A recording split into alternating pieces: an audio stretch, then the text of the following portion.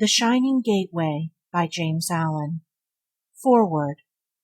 Students of the works of James Allen all over the world will welcome with joy another book from his able pen. In this work, we find the prophet of meditation in one of his deepest and yet most lucid expositions. How wonderfully he deals with fundamental principles. Here the reader will find no vague statements of generalities, for the writer enters with tender reverence into every detail of human experience. It is as though he came back to the shining gate, and standing there, he reviewed all the way up which his own feet have traveled, passing over no temptation that is common to man, knowing that the obstacles that barred his ascending pathway, or the clouds that at times obscured his vision, are the common experiences of all those who have set their faces towards the heights of blessed vision. As we read his words now, he seems to stand and beckon to us, saying, "Come on, my fellow pilgrims, it is straight ahead to the shining gateway. I have blazed the track for you." In sending forth this, another posthumous volume from his pen, we have no doubt but that it will help many and many an aspiring soul up to the heights, until at last they too stand within the shining gateway. Lily L. Allen, Ilfracombe, England. Behold the shining gateway, he who attaineth unto purity, the faultless Parthenon of truth doth use. Awake, disperse the dreams of self and sin. Behold the shining gateway, enter in. End of foreword. Recording by Andrea Fiore. Chapter 1. The Shining Gateway of Meditation. Be watchful, fearless, faithful, patient, pure. By earnest meditation sound the depths profound of life, and scale the heights sublime of love and wisdom. He who does not find the way of meditation cannot reach emancipation and enlightenment. The unregenerate man is subject to these three things: desire, passion, sorrow. He lives habitually in these conditions, and neither questions nor examines them. He regards them as his life itself, and cannot conceive of any life apart from them. Today he desires, tomorrow he indulges his passions, and the third day he grieves. By these three things, which are always found together, he is impelled, and does not know why he is so impelled.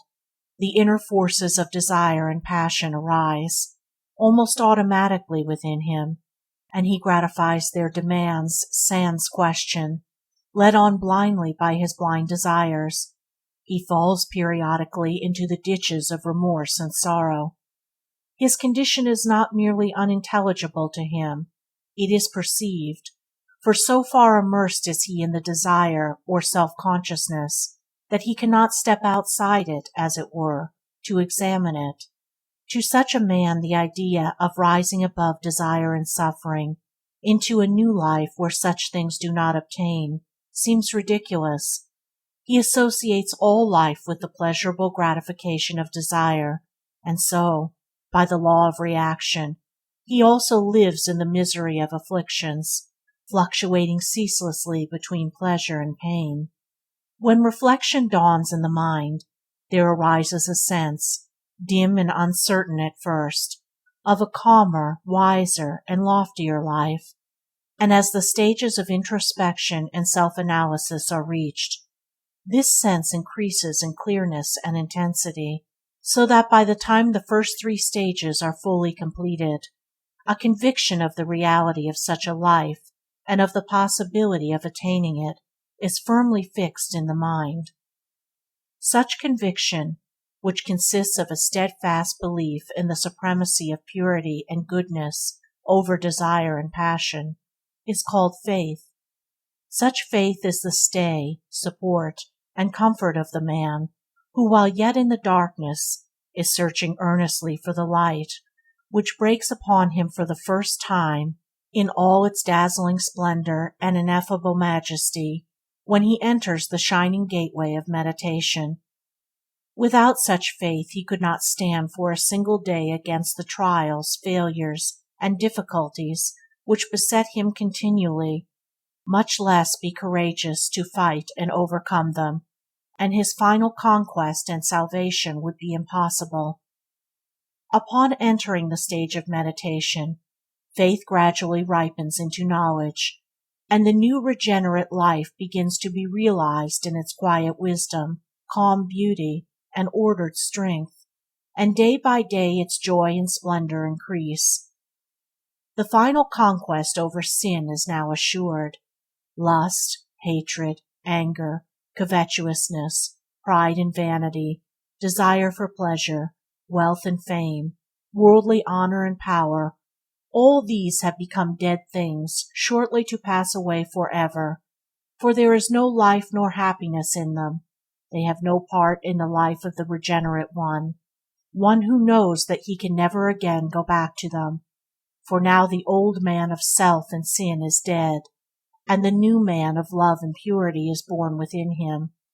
He has become, or becomes, as the process of meditation ripens and bears fruit, a new being, one in whom purity, love, wisdom, and peacefulness are the ruling qualities, and wherein strife, envies, suspicions, hatreds, and jealousies cannot find lodgment.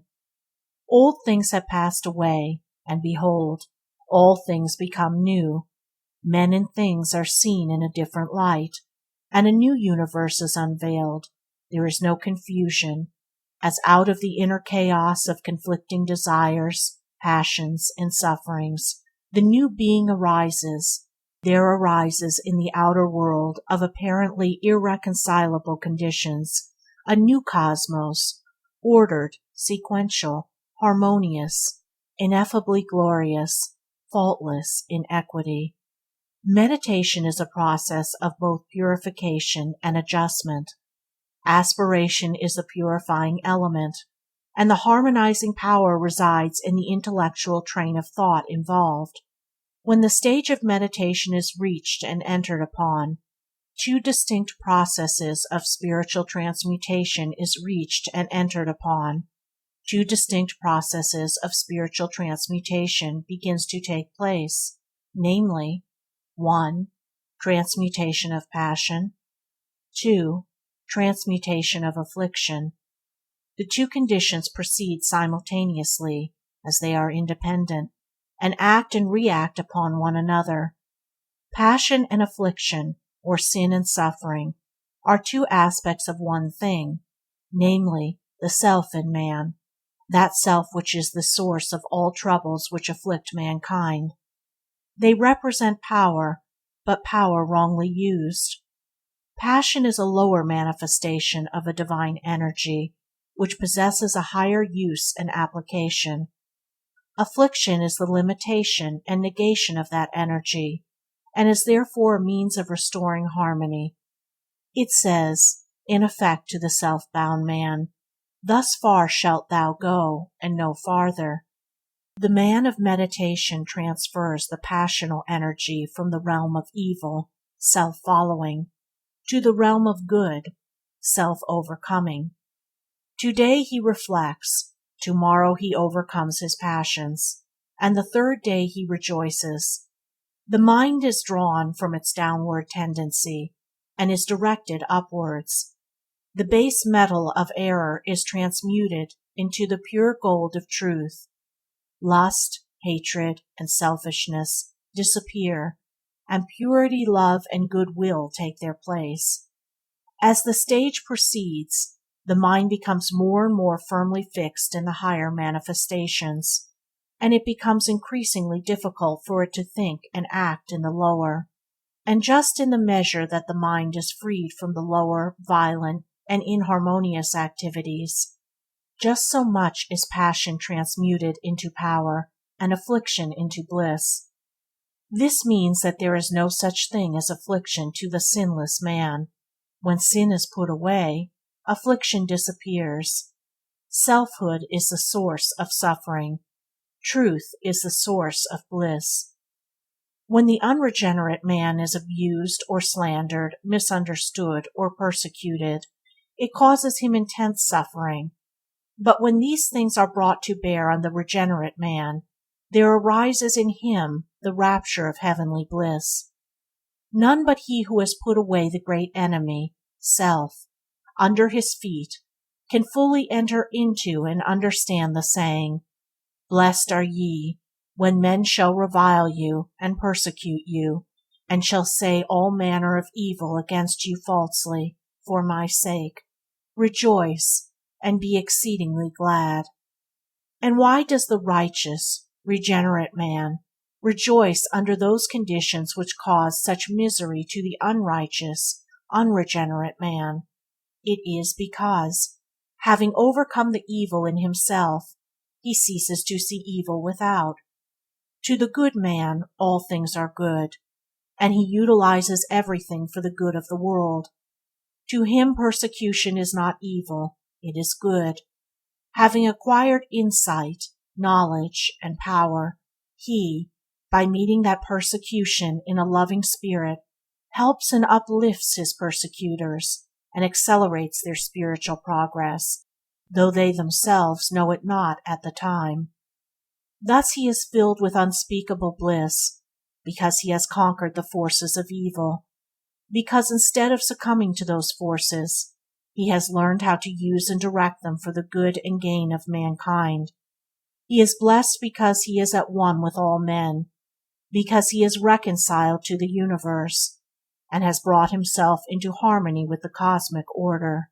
There is at first the underworld of lust, darkness, and death, which is associated with ignorance.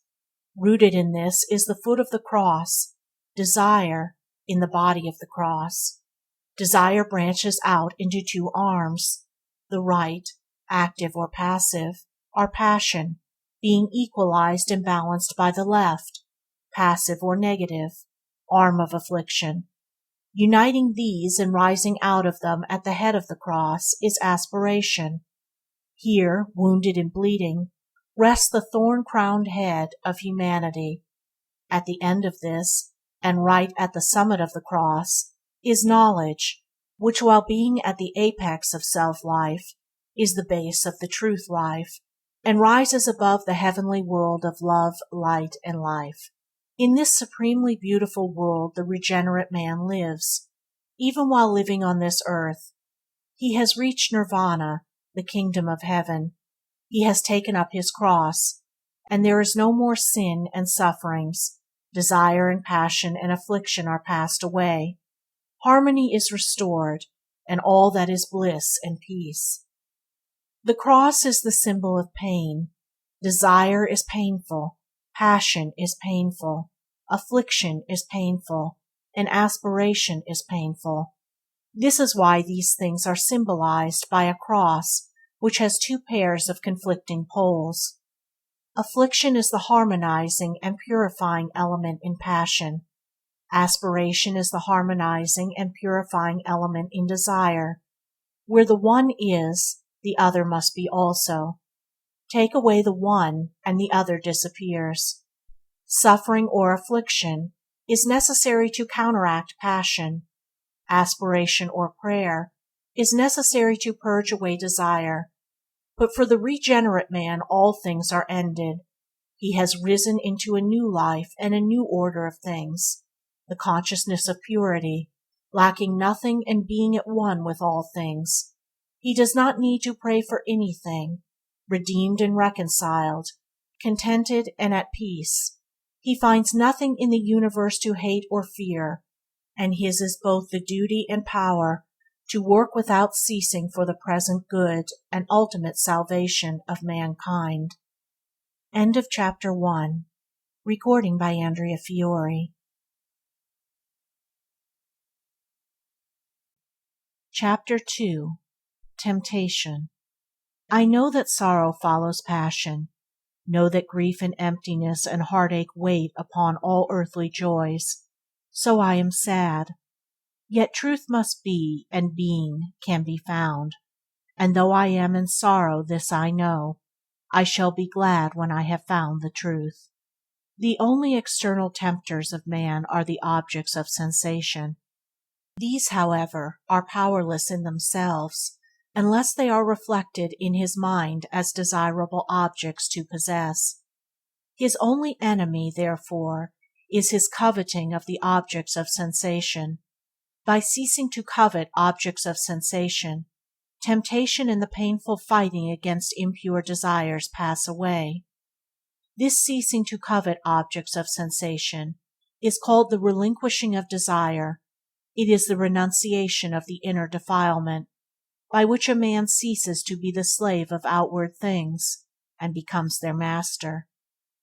Temptation is a growth, a process more or less slow, the duration of which can be measured by the sage who has gained accurate knowledge of the nature of his thoughts and acts and the laws governing them, by virtue of having subjected himself to a long course of training in mental discipline and self-control. It has 5 stages, which can be clearly defined, and their development traced with precision. But the man who is still immersed in temptation has, as yet, little or no knowledge of the nature of his thoughts and acts and the laws governing them. He has lived so long in outward things, in the objects of sensation, and has given so little time to introspection and the cleansing of his heart, that he lives in almost total ignorance of the real nature of his thoughts and acts, which he thinks and commits every day.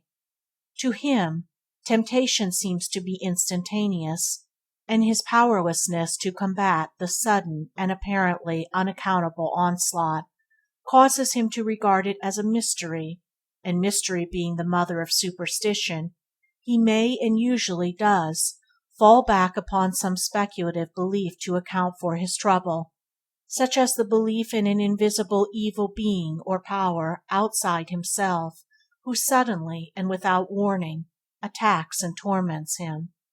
Such a superstition renders him more powerless still, for he has sufficient knowledge to understand that he cannot hope to successfully cope with a being more powerful than himself, and of whose whereabouts and tactics he is altogether unacquainted. And so he introduces other beliefs and superstitions, which his dilemma seems to necessitate, until at last, in addition to all his sins and sufferings, he becomes burdened with a mass of supernatural beliefs, which engross his attention, and take him farther and farther away from the real cause of his difficulty. Meantime, he continues to be tempted and to fall, and must do so by self-subjugation and self-purification, until he has acquired the ability to trace the relation between cause and effect in his spiritual nature, when, with purified and enlightened vision, he will see that the moment of temptation is but the fulfillment of those impure desires which he secretly harbors in his own heart, and later, with a still purer heart, and when he has gained sufficient control over his wandering thoughts to be able to analyze and understand them, he will see that the actual moment of temptation itself has its inception, its growth, and its fruition. What, then, are the stages in temptation? And how is the process of temptation born in the mind? How does it grow and bear its bitter fruit? The stages are 5, and are as follows: 1. Perception. 2. Cogitation. 3. Conception. 4. Attraction. And 5. Desire. The first stage is that in which objects of sensation are perceived as objects. This is pure perception, and is without sin or defilement. The second stage is that in which objects of sensation are considered as objects of personal pleasure. This is a brooding of the mind upon objects, with an undefined groping for pleasurable sensation, and is the beginning of defilement and sin. In the third stage, objects of sensation are conceived as objects of pleasure. In this stage, the objects are associated with certain pleasurable sensations, and these sensations are conceived and called up vividly in the mind. In the fourth stage, objects of sensation are perceived as objects of pleasure, At this stage, the pleasure as connected with the object is distinctly defined, yet there is a confusion of pleasure and object, so that the two appear as one, and a wish to possess the object arises in the mind. There is also a going out of the mind towards the object. The fifth and last stage is an intense desire, a coveting and lusting to possess the object, in order to experience the pleasure and gratification which it will afford. With every repetition in the mind of the first four stages, this desire is added to, as fuel is added to fire, and it increases in intensity and ardor, until at last the whole being is aflamed with a burning passion, which is blind to everything but its own immediate pleasure and gratification. And when this painful fruition of thought is reached, a man is said to be tempted. There is still a further stage of action, which is merely the doing of the thing desired, the outworking of the sin already committed in the mind. From desire to action is but a short step. The following table will better enable the mind of the reader to grasp the process and principle involved. 1. Perception. Objects of sensation perceived as such. 2. Cogitation. Objects of sensation considered as a source of pleasure. 3. Conception. Objects of sensation conceived as affording pleasure. 4. Attraction. Objects of sensation perceived as pleasurable in possession. 5. Desire. Objects of sensation coveted as such, desired for personal delight and pleasure. Every time a man is tempted, he passes from inaction through all the 5 stages in succession, and his fall is passing on into action. The process varies greatly in duration according to the nature of the temptation and the character of the tempted, but after much yielding and many falls, the mind becomes so familiar with the transition that it passes through all the stages with such rapidity as to make the temptation appear as an instantaneous, indivisible experience.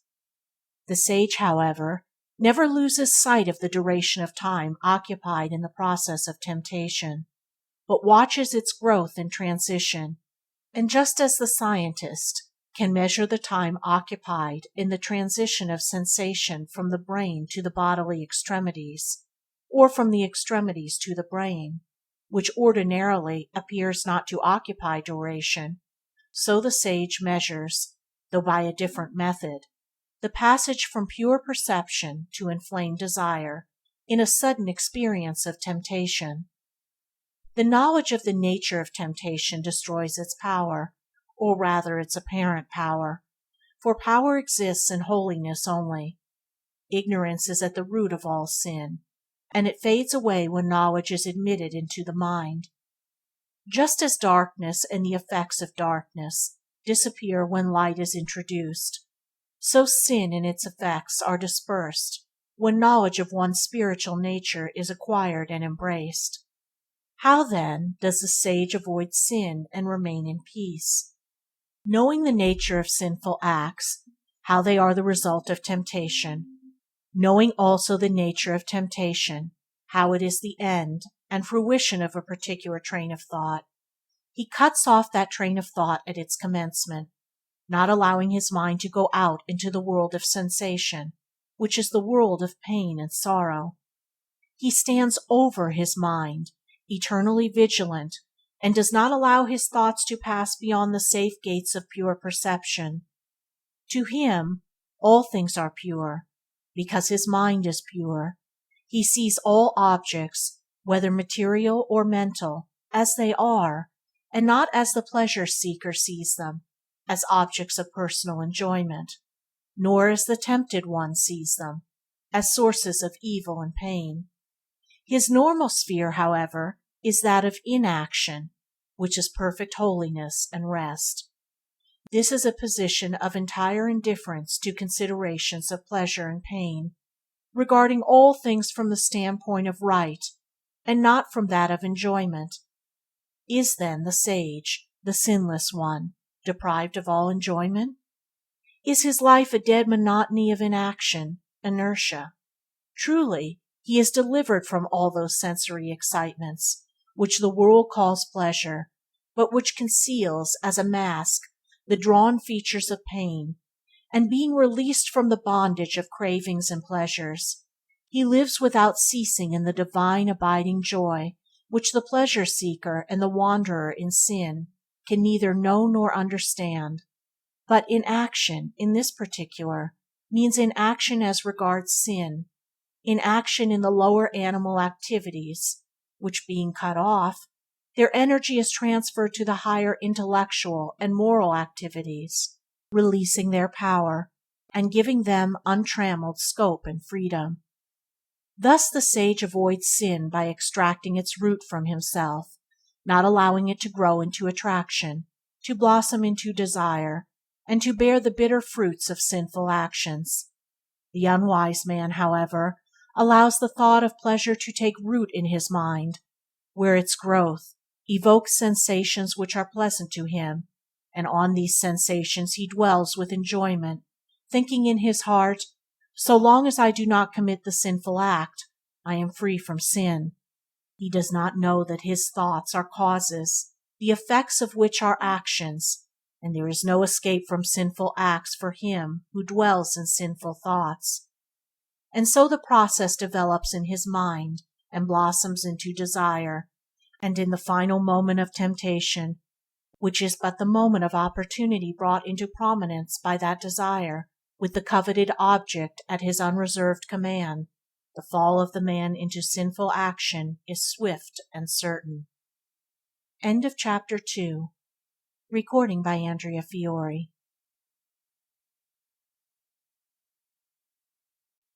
Chapter 3. Regeneration.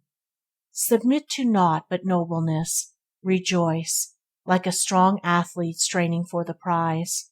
When thy full strength is tried, be not the slave of lusts and cravings and indulgences, of disappointments, miseries, and griefs, fears, doubts, and lamentations, but control thyself with calmness, master, that in thee which masters others, and which heretofore has mastered thee. Let not thy passions rule, but rule thy passions. Subjugate thyself till passion is transmuted into peace, and wisdom crown thee. So shalt thou action attain, and by attaining, know. Having considered and examined the nature of temptation in its 5 interdependent stages, let us now turn to the process of regeneration, and also consider its nature, so that the reader who has already received some measure of enlightenment may be still further guided in his strenuous climbing towards the perfect life. The 5 stages in regeneration, already enumerated, are: 1. Reflection. 2. Introspection. 3. Self-analysis. 4. Meditation. And 5. Pure perception. The first stage in a pure and true life is that of thoughtfulness. The thoughtless cannot enter the right way of life. Only the reflective mind can acquire wisdom.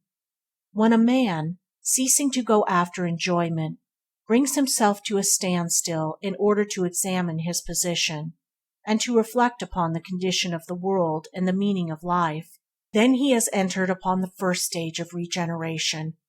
When a man begins to think seriously, and with a deep and noble purpose in view, he has stepped out of the broad way where the thoughtless and the frivolous clutch at the bubbles of pleasure, and has entered the narrow way where the thoughtful and the wise comprehend eternal verities. Such a man's liberation from sin and suffering is already assured, for though he is, as yet, surrounded by much uncertainty, he is already releasing a foretaste of the peace which awaits him. His passions, though still strong, are quieter, his mind is calmer and clearer, his intercourse with others is purer and graver, and in his moments of deepest thought he sees, as in a vision, the strength and calmness and wisdom which he knows will one day be his well-earned possessions. Thus he passes on to the second stage.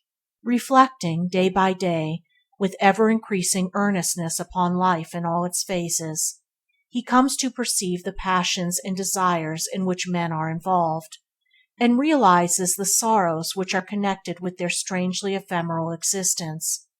He sees the burning fevers of lusts and ambitions and cravings for pleasure, and the chilling agues of anxieties and fears, and the uncertainty of slowly approaching death, and he aspires to know the meaning of it all, is eager to find the source and cause of that which seems so sorrowful and inexplicable. Recognizing himself as a unit in humanity, as one involved in like passions and sorrows with all other men, he vaguely understands that somehow the secret of all life is inevitably bound up with the neophyte, the mind purified, calmed, and his own existence, and so, unsatisfied with the surface theories which are based on observation only, and which still leave him subject to passions and sorrows, and the prey of anxieties and fears, he turns his thoughts inwardly upon his own mind, thinking, perchance, that the wished-for revelation of wisdom and peace awaits him there. Thus he becomes introspective, and so he passes on to the third stage.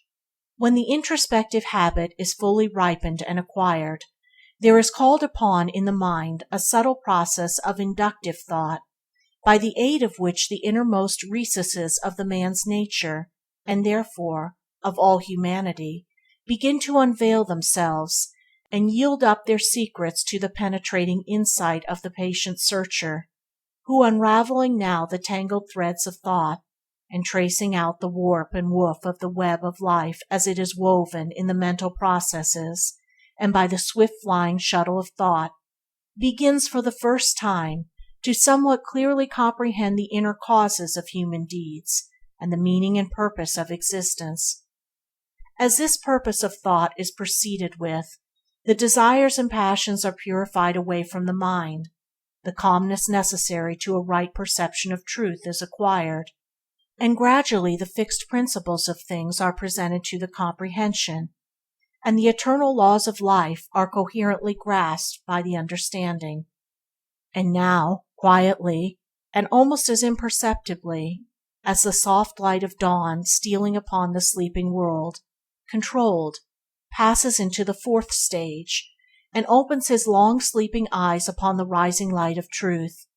He becomes habitually meditative, and in meditation he finds the master key which unlocks the door of knowledge. It is at this advanced stage in the process of regeneration that the sinner becomes the saint, and the pupil is transformed into the master, for here the process of transmutation, hitherto slow and painful, is greatly accelerated, so that the spiritual forces formerly spent in pleasures, gratifications, passions, and afflictions are now conserved, controlled, and turned into channels of productive and reproductive thought, and so wisdom is born in the mind, and bliss and peace. As skill and power are acquired in meditation, the fifth and last stage is reached, where the perfect insight of the seer and the sage is evolved, so that the facts of life are grasped, and the laws and principles of things stand revealed. Here the man is altogether regenerated, is purified and perfected, all human passions are conquered, and human sorrows are transcended. Here things are seen as they are, all the intricacies of life stand out naked in the light of truth, and there is no more doubt and perplexity, no more sin and anguish, for he whose pure and enlightened eyes perceive the hidden causes and effects which operate infallibly in human life, he who knows how the bitter fruits of passion ripen, and where the dark waters of sorrow spring, he it is who no more sins and no more sorrows. Lo, he has come to peace. The 5 stages so passed through may be thus presented. 1. Reflection. Deep and earnest thought on the nature and meaning of life. 2. Introspection. Looking inwardly for the causes and effects which operate in life. 3. Self-analysis. Searching the springs of thought and purifying the motives in order to find the truth of life. 4. Meditation. Pure and discriminative thought on the facts and principles of life. 5. Pure perception. Insight. Direct knowledge of the laws of life. The whole process of regeneration may be likened to the growth of a plant. At first the small seed of reflection is cast into the dark soil of ignorance. Then the little rootlets come forth and grope about for light and sustenance, introspection. Next the strenuous self-examination, as the plant reaching upwards toward the light. And then the development of the bud and opening flower of meditation, ending at last in that pure and wise insight which is the spiritual glory of the sage, the perfect flower of enlightenment. Thus beginning in sin and suffering, and passing through thoughtfulness, self-searching, self-purification, meditation, and insight, the seeker after the pure life and the divine wisdom reaches at last the undented habitation of a spotless life, and so passes beyond the dark halls of suffering, knowing the perfect law. End of Chapter 3. Recording by Andrea Fiore. Chapter 4. Actions and Motives. Obey the right, and wrong shall never again assail thy peace. No error hurt thee more. Attune thy heart to purity, and thou shalt reach the place where sorrow is not, and all evil ends. It has been said the way to hell is paved with good intentions, and one frequently hears sin excused on the ground that it was done with a good motive. There are actions which are bad in themselves, and there are actions which are good in themselves, and good intentions cannot make the former good. Selfish intentions cannot make the latter bad. Foremost among actions which are bad in themselves are those which are classified as criminal by all civilized communities. Thus murder, theft, adultery, libel, etc. are always bad, and it is not necessary to inquire into the motive which prompts them. Black and white remain black and white to all eternity, and are not altered by specious argumentations. A lie is eternally a lie, and no number of good intentions can turn it into a truth. If a man tells a lie with a good intention, he has none the less uttered a lie. If a man speak the truth with a selfish intention, he has none the less spoken the truth. Beside those actions above mentioned, there are others which, while not classified by the law of the land as criminal, are yet recognized as wrong by nearly all intelligent people. Actions pertaining to social and family life, and to our everyday relations with our fellow men. Thus when a child wilfully violates its duty to its parents, the father does not stop to inquire into the motives of the child, but metes out the due correction, because the act of disobedience is wrong in itself. The reader may here ask, in being taught then to regard the motive, the condition of heart, as all important, and the act as secondary, have we been taught wrongly? No, you have not. The motive is all important, for it determines the nature of the act, and here we must distinguish between intentions and motives. When people speak of good and bad motives, they nearly always mean good or bad intentions. That is, the action is done with a certain object, good or bad, in view. The motive is the deeply seated cause in the mind, the habitual condition of the heart. The intention is the purpose in view. Thus an act may spring from an impure motive, yet be done with the best intention. It is possible for one to be involved in wrong motives, and yet at the same time be so charged with good intentions as to be continually intruding himself on other people, and interfering in their business and their lives, under the delusion that they need his help. Intentions are more or less superficial, and are largely matters of impulse, while motives are deeply seated, and are concerned with a man's fixed moral condition.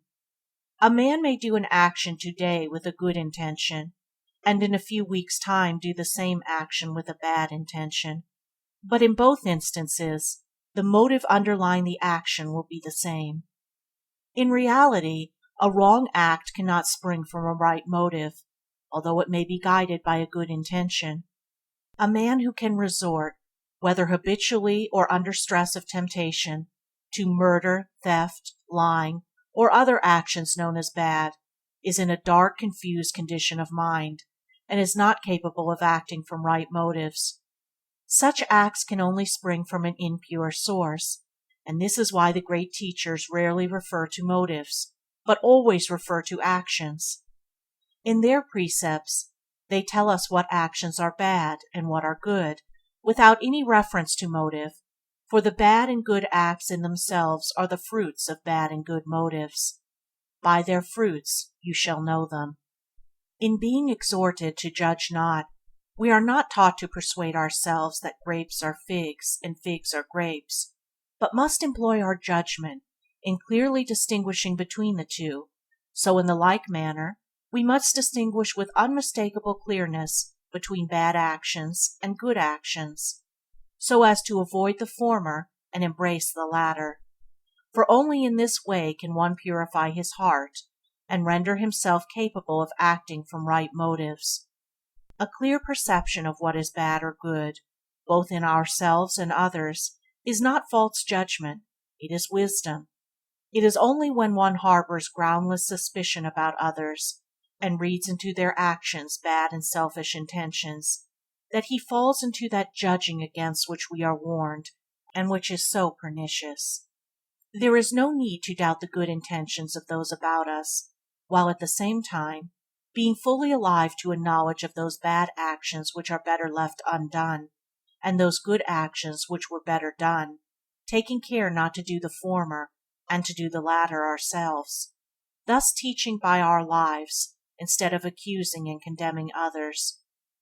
Numberless wrong actions are committed every day with good intentions, and this is why so many good purposes are frustrated and end in disappointment, because the underlying motive is impure, and the good fruit which is sought does not appear.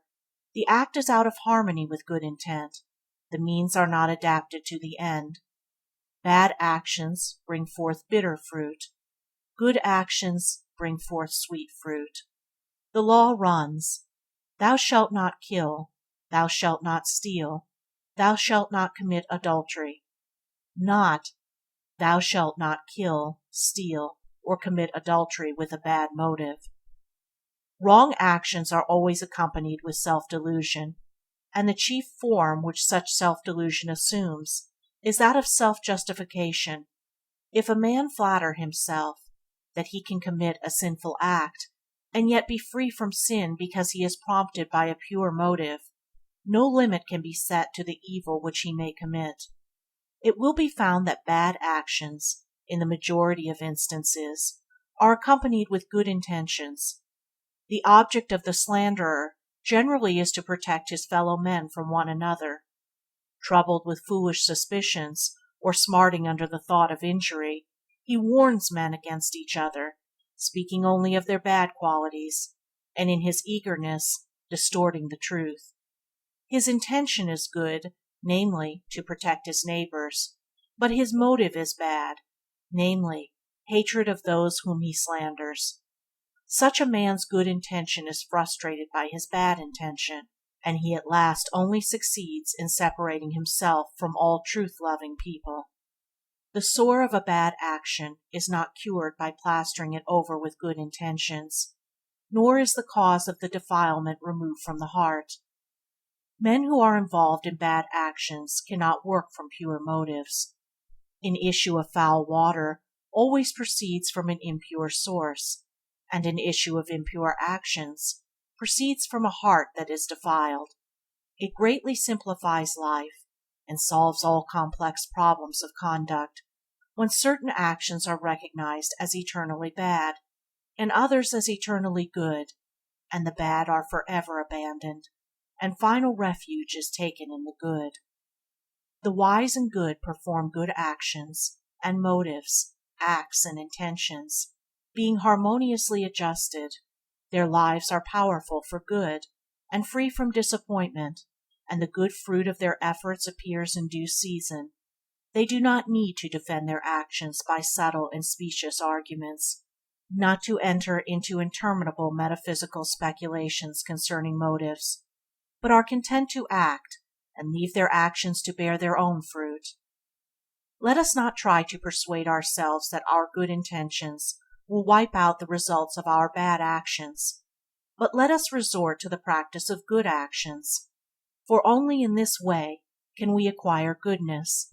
Only thus can the life be established on fixed principles, and the mind be rendered capable of comprehending and working from pure motives. End of chapter 4. Recording by Andrea Fiore.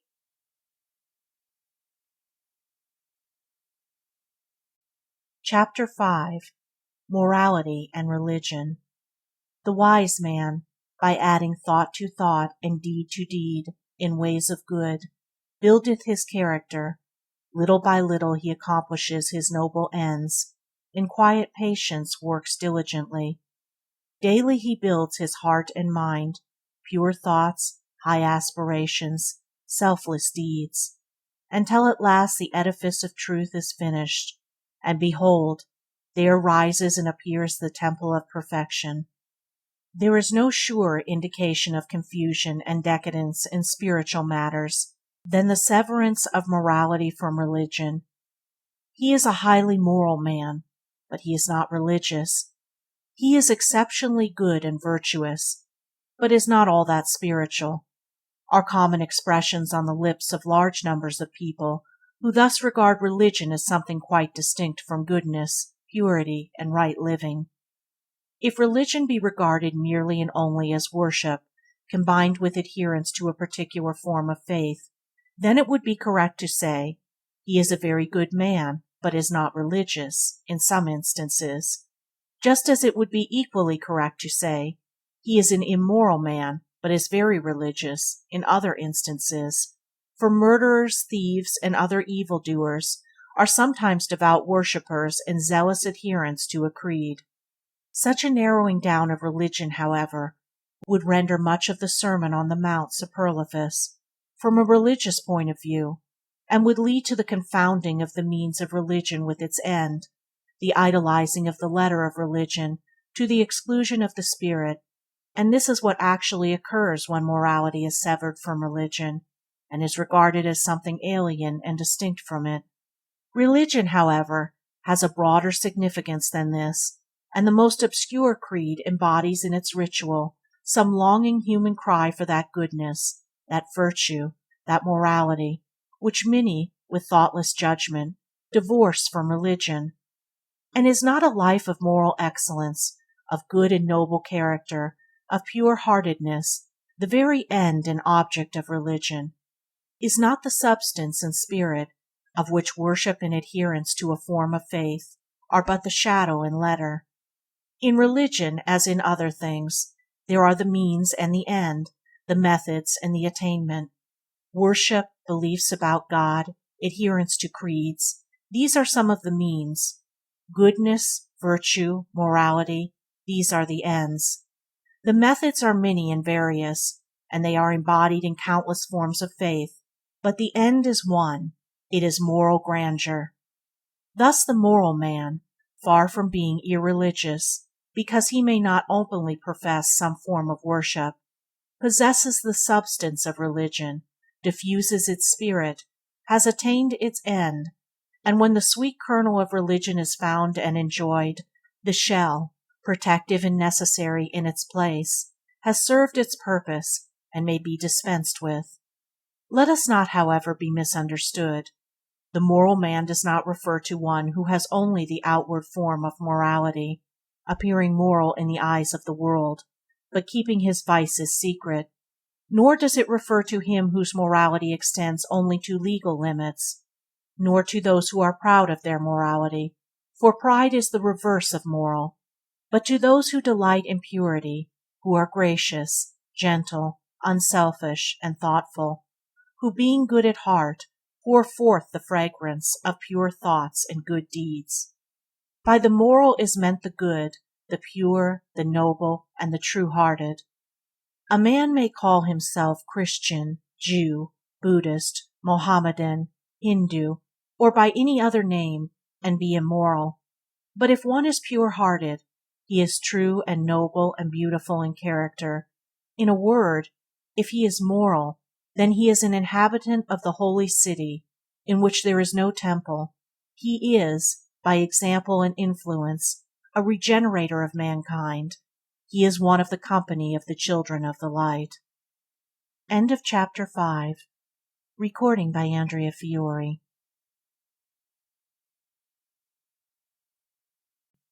Chapter 6. Memory, Repetition, and Habit. I shall gain, by purity and strong self-mastery, the awakened vision that doth set men free from painful slumber and the night of grief. When a particular combination of words has been repeated a number of times, it is said to have been committed to memory. That is, it can be repeated without any visual reference to the words themselves, without any pause or effort. Indeed, the words then have a tendency to repeat themselves in the mind, and sometimes people are troubled with the ringing of a refrain, or the repetition of a sentence in the mind, which they find it very difficult to get rid of and forget. There is a sense in which the whole life is a process of committing to memory.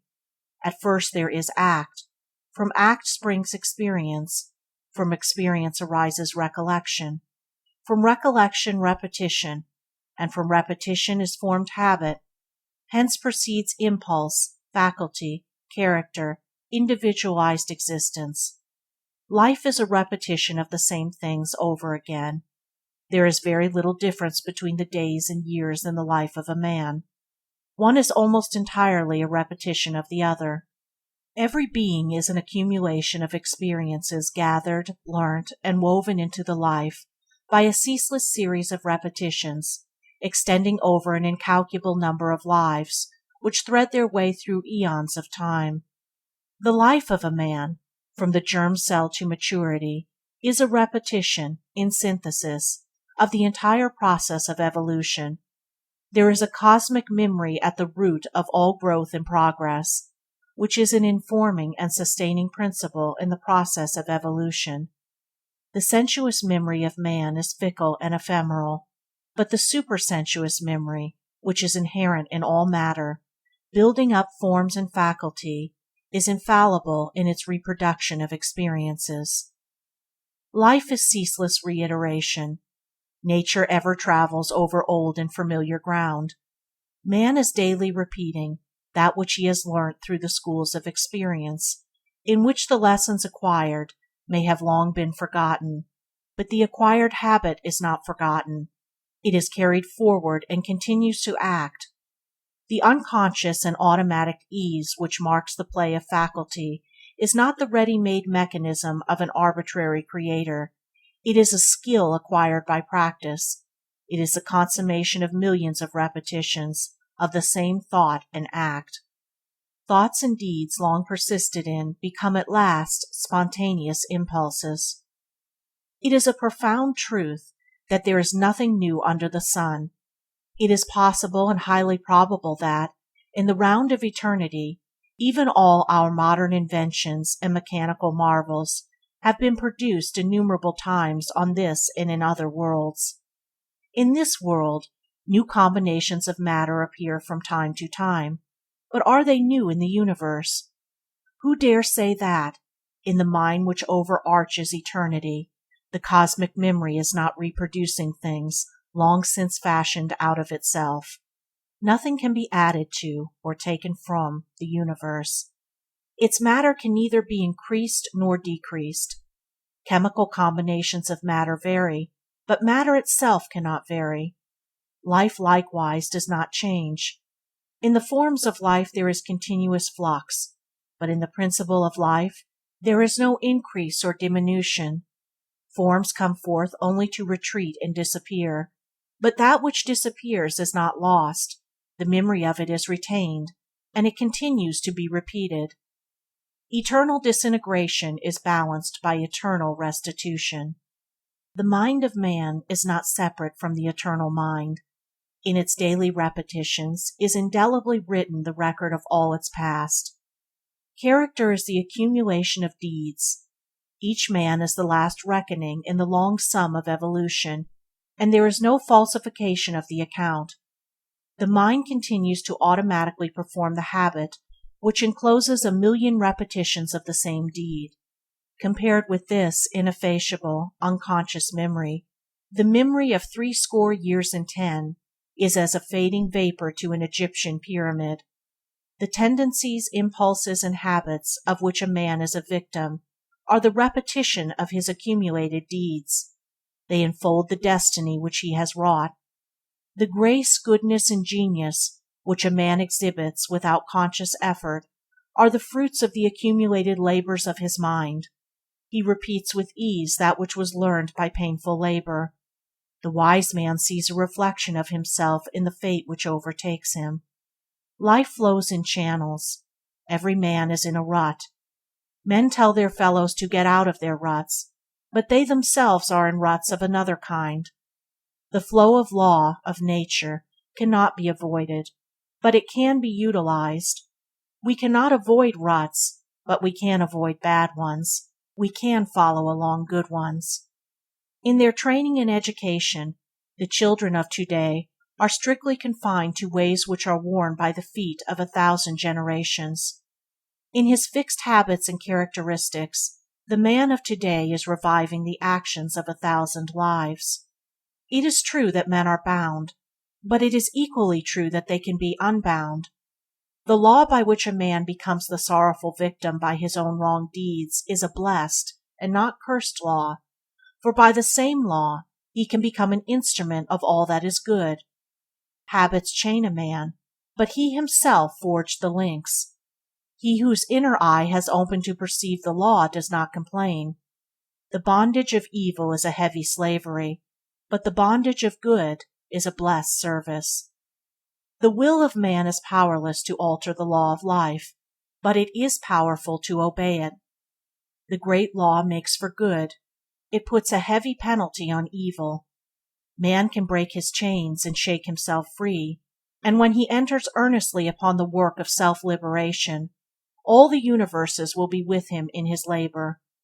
Repetition and habit he cannot avoid, but he can set going repetitions that are harmonious. He can form habits that will crystallize into pure and noble characteristics. In the self-built archives of the mind are stored away the entire records of man's evolution. Man is an epitomized history of the world. In his outbursts of rage, we hear again the roar of the lion in the forest. In his selfish schemings to secure his coveted ends, we see the tiger stalking its prey. His lusts, revenges, hatreds, and fears are the instinct born of primeval experiences. The universe does not forget. Life remembers and restores. Between the sensuous and the supersensuous worlds is the Lethean stream, the river of forgetfulness.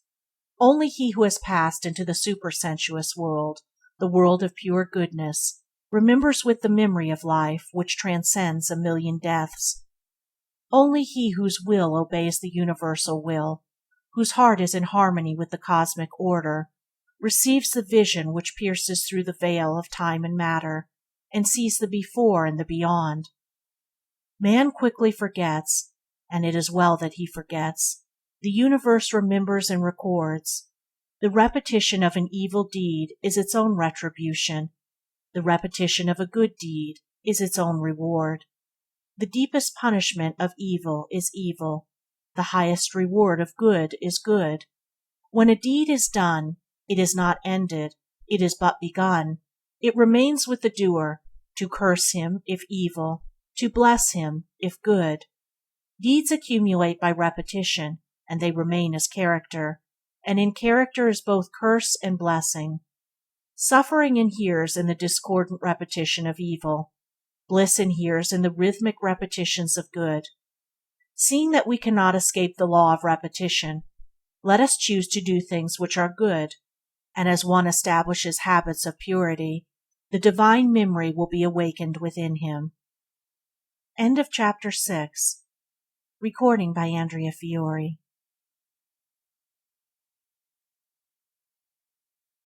Chapter 7. Words and Wisdom. I would find where wisdom is, where peace abides. where truth, majestic, chainless, and eternal, stands untouched by the illusions of the world.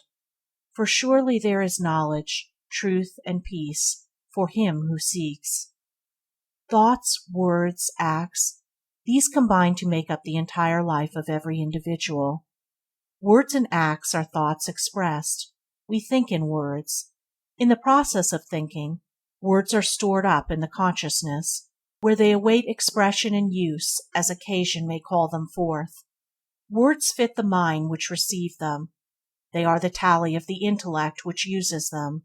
The meaner the mind, the more meager is the vocabulary. A limited and a capacious intellect alike expresses itself through a limited and an extensive use of words. A great mind expresses itself by the vehicle of flowing and noble language. Words stand for conceptions. Conceptions are embodied in words. At the moment that a conception is formed in the mind, its corresponding word arises in the thought. Conceptions and words cannot be hidden away indefinitely. Sooner or later they will come forth into the outer world of expression. The matter of the universe is in ceaseless circulation.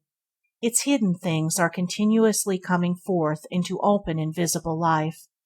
Likewise, the mental operations of men are ever in active circulation, and their hidden thoughts are daily expressing themselves in words and acts. The words and acts of every man are determined by the thoughts in which he habitually dwells. Speech is audible thought. A man reveals himself through his speech. Whether he is pure or impure, foolish or wise, he makes his inner condition known through his speech. The foolish man is known by the way in which he talks. The wise man is known by the purity, gravity, and excellence of his speech. He who would gain a knowledge of men, says Confucius, must first learn to understand the meaning of words. All wise men, saints, and great teachers have declared that the first step in wisdom is to control the tongue. The discipline of speech is a mental disciple. When a man controls his tongue, he controls his mind. When he purifies his speech, he purifies his mind. Speech and mind cannot be separated. They are two aspects of character. A man may read scripture, study religions, and practice mystical arts, but if he allows his tongue to run loosely, he will be as foolish at the end of all his labors as he was at the beginning. A man may not read scripture, nor study religions, nor practice ascetic arts, but if he controls his tongue and studies how to speak wisely and well, he will become wise. Wisdom is perceived in the words which are its expression. We speak of certain men, of Shakespeare for instance, as being wise. We never saw Shakespeare, and we know very little of his life. How then do we know he was wise? By his words only. Where there are wise words, we know there is a wise mind. A foolish man may, like a parrot, repeat wise words, but a wise man frames wise sentences. His wisdom is shown in originally expressed language. Why do men speak of words as being bad or good, degrading or inspiring, low or lofty, weak or strong? Is it not because they unconsciously recognize that words cannot be disassociated from thoughts? Why do pure-minded people avoid a man who habitually uses impure language? Is it not because they know that such words proceed from an unclean mind? It is impossible for any being to give utterance to words which are not already lodged in his mind, fit in the form of thought. The impure mind cannot speak pure words. The pure mind cannot speak impure words. The ignorant cannot speak learnedly, nor the learned ignorantly. The foolish man cannot speak wisely, nor the wise foolishly. Altered speech follows an altered mind. When a man turns from evil to good, his conversation becomes cleansed. As a man increases in wisdom, he watches, modifies, and perfects his speech. If the foolish and the wise are known by their words, what, then, is the speech of folly, and what is the language of wisdom? A man is foolish if he talks aimlessly and incoherently, if he engages in impure conversations, if he utters falsehood, if he speaks ill of the absent and carries about evil reports concerning others, if he frames flattering words, if he utters violent and abusive words, if his speech is irreverent and his words are directed against the great and good, if he speaks in praise of himself. A man is wise if he talks with purpose and intelligence, if his conversation is chaste, if he utters words of sincerity and truth, if he speaks well of and in defense of the absent, if he speaks words of virtuous reproof, if his speech is gentle and kindly, if he talks reverently of the great and good, if he speaks in praise of others. We are all, now and always, justified and condemned by our words. The law of truth is not held in abeyance, and every day is judgment day. For every idle word which one speaks, he is at once called to account in an immediate and certain loss of happiness and influence. By the words which we habitually utter, we publish to the universe the degree of our intelligence and the standard of our morality, and receive back through them the judgment of the world. The fool thinks he is harshly judged and badly treated by others, not knowing that his real scourge is his own ungoverned tongue. To control the tongue, to discipline the speech, to strive for the use of pure and gentler words, this is a very lowly thing, and one that is much despised, but it cannot be neglected by him who eagerly aspires to walk the way of wisdom. End of Chapter 7. Recording by Andrea Fiore. Chapter 8. Truth Made Manifest. Upon the lofty summits of the truth, where clouds and darkness are not, and where rests eternal splendor, there abiding joy awaits thy coming. Be watchful, fearless, faithful, patient, pure. By earnest meditation sound the depths profound of life, and scale the heights sublime of love and wisdom. Truth is rendered visible through the media of deeds. It is something seen and not heard. Words do not contain the truth, they only symbolize it. Good deeds are the only vessels which contain truth. It has been frequently said that being must precede doing. Being always does precede doing, but being and doing cannot be arbitrarily separated. A man's deeds are the expression of himself. Acts are the language of reality.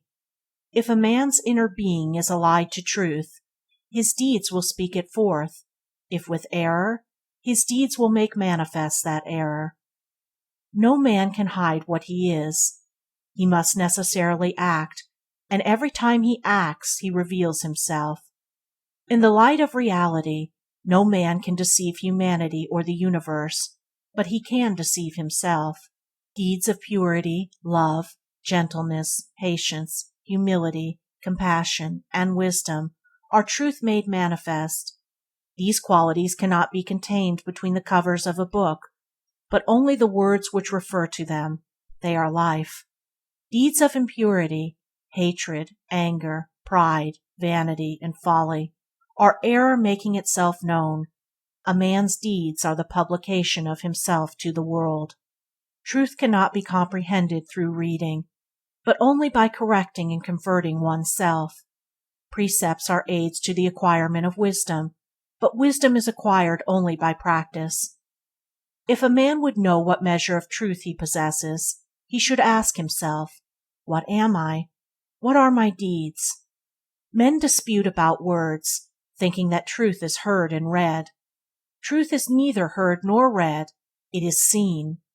Good deeds are the visible embodiments of truth. They are the messengers of knowledge, angels of wisdom, but the eye of error is dark and cannot see them. End of Chapter 8. Recording by Andrea Fiore.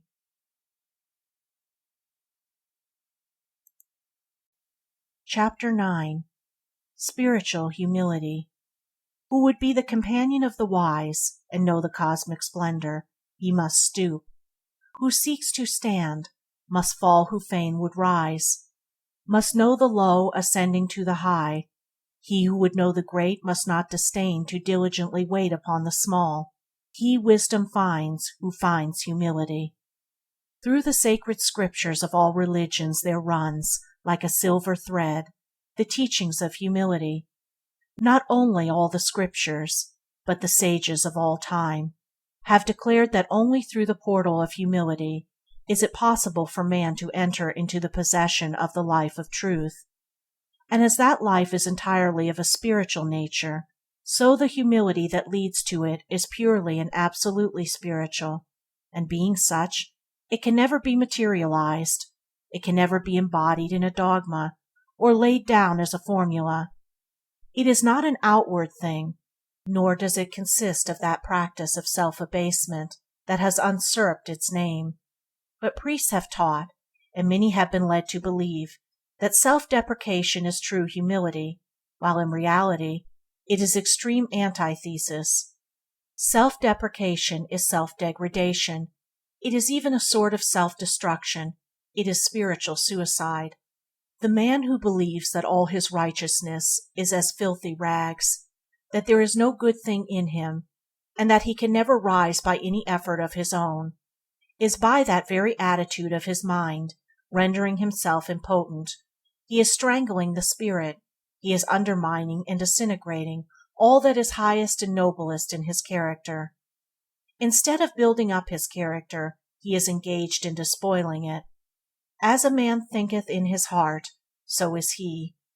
What our thoughts are, such are our characters. We are in reality beings composed of thoughts. Thoughts are the bricks which we are continually laying down in the building of our souls. If we put a large percentage of rotten bricks into a building, we shall build but a miserable hovel, and every self-deprecating thought is a brick that is already crumbling. It will be found to be a rule, marvelously accurate in its application, that those who continually live in this attitude of self-deprecation are throughout life, or at any rate until they strike a nobler attitude, wretched failures. I can bring to my mind many such men that I have known. How can it be otherwise? How can a man who has no faith in himself ever win the confidence of others, or accomplish anything worthy? Moreover, such a man has not, cannot possibly have, any faith in human nature. Despising himself, he despises all, and as a result, by the unerring law of cause and effect, all men despise him. Yet it is a strange fact that the men who maintain this faith-destroying attitude of mind invariably profess to have the greatest faith in God, look upon it as an infallible witness to their superior spiritual faith. But I ask this question: does not true faith, like true charity, begin at home? In the growth of the soul, faith in oneself comes first, next faith in human race, and finally faith in God. That faith which professes to have the latter to the exclusion of the two former is false faith. The outcome is fake humility. Another kind of false humility is that of personal abasement to an individual or to an established authority. This is humility materialized or subverted. It is the worship of the Dagon, the bowing of the knee to Baal, the slavish adoration of the golden calf. No man can persist in it without undermining his character, and ultimately dissipating his spiritual and mental energies. Humility to man or to any temporal authority is degrading and slavish. Humility to the Most High is grandly beautiful. Spiritual humility is closely allied to faith, and the more there is of humility, the more there is of faith. It is the keynote of all real goodness. In proof of this, I have only to refer to the great sages, saints, and reformers of all time. The greatest of them are those who had the greatest share of spiritual humility. True humility, as distinguished from false, has a strengthening power, an upbuilding force. It inspires and invigorates the soul, spurring it to greater and ever greater endeavor. Of what, then, does this humility consist? Is it the bending of the knee to ask personal favors of the Deity? Is it the blind petitioning of God to accomplish for us our petty and narrow designs? Nay, these are its counterfeits. True humility is far above and beyond all this.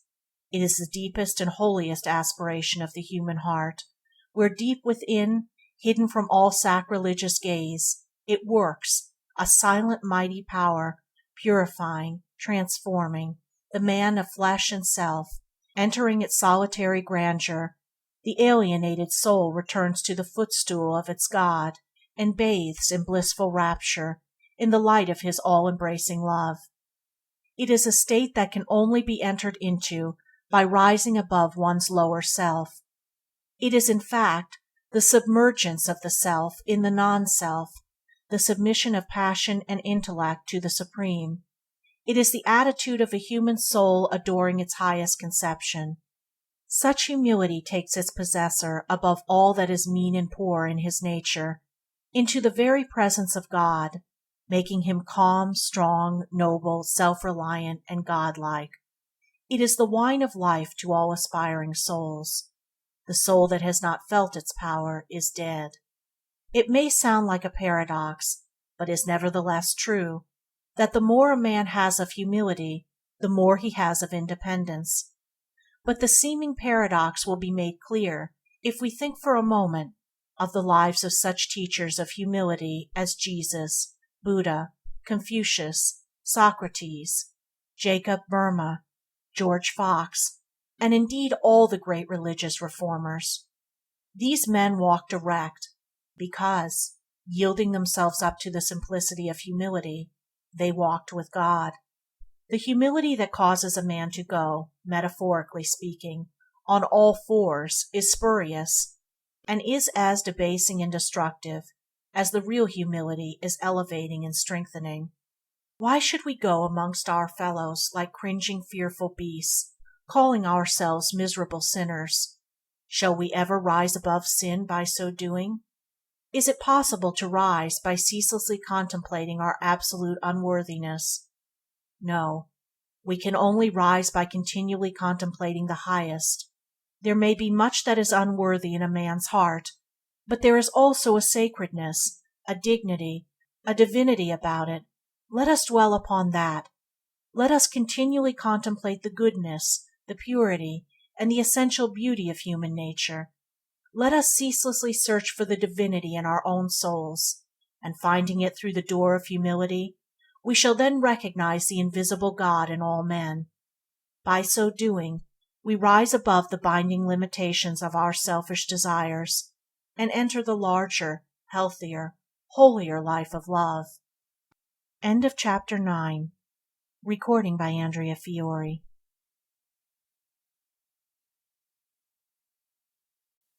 Chapter 10. Spiritual Strength. All things are holy to the holy mind. All uses are legitimate and pure. All occupations blessed and sanctified, and every day a Sabbath. A clear and firm head must precede and accompany a clear and gentle heart. Without the first the second is impossible, for the qualities of purity and gentleness can only be reached through a clear perception of right and wrong, and by the exercise of an irresistible will. The strength of a powerful animal, or of that animal force in man, which enables him to gain the victory over others by attack and resistance, is weakness compared with that quiet, patient, invincible will by which a man overcomes himself, and tames to obedience, and trains to the service of holy purposes, the savage passions of his nature. Every dog can bark and fight, and every foolish man can rail, abuse, fence with hard words, and give way to fits of bad temper. These things are easy and natural to him, and require no effort and no strength.